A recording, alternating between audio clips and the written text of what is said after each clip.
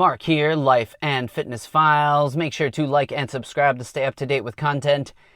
Today, I am just stranded, waiting for a ride out in the rural roads. So, I did have a quick question.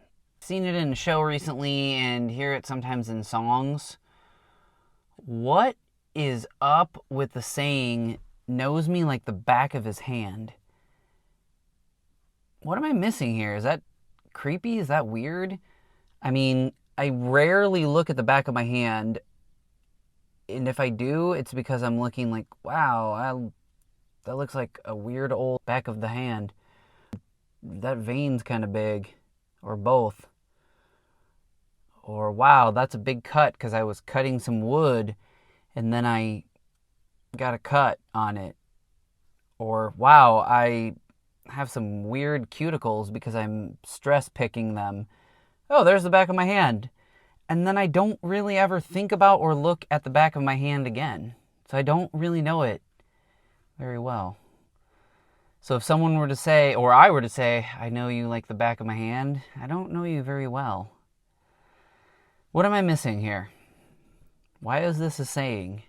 Do some people know the back of their hand? Like the back of their hand? No. Do they know it well? I don't know. That is strange. I don't know if I know that much of my body very well.